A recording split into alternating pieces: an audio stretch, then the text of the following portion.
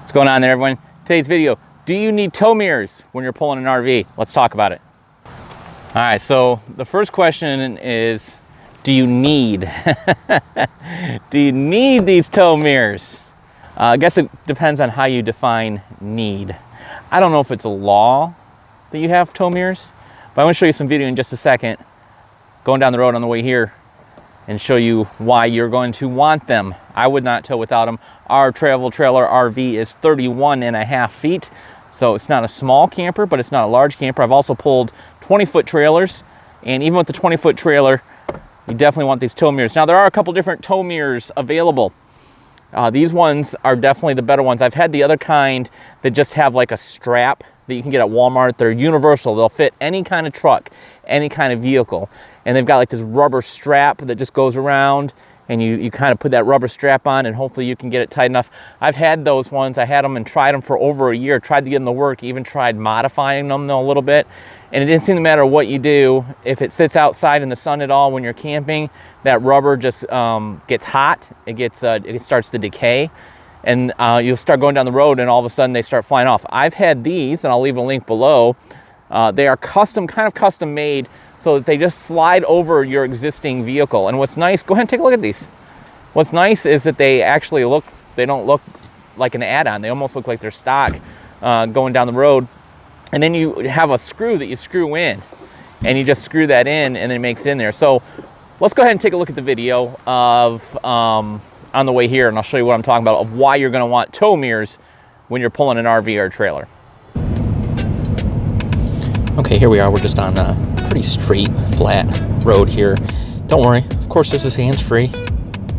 I got the camera right about my eye level, and you can see going down the road here, on the right is your standard mirror. So if you just had a standard mirror, all you'd be seeing is what is in that right mirror. And then the far outer mirror is the extra view that you get with the tow mirrors here. So even with nothing behind me, you can kind of see here, you do get quite a bit better view of the side of the trailer. Now right here, you can see in that tow mirror, you can start to see it coming on the left side. You can start to see a car behind me. And of course, in the standard mirror, you can't see anything, and you can really see it really good here. You kind of see him there in that tow mirror. He now just turned into the passing lane. So if you take a look on the inside mirror, which is your standard mirror, you still don't see it until about right here.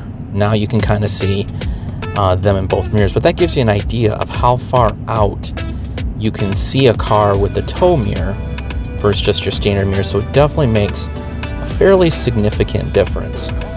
We're just going to watch a little bit here. There is another car that comes up and gets in the left lane as well right there. And now you can just see it in the standard mirror. So, there are several seconds there, which is kind of crucial, and it definitely improves your view quite a bit.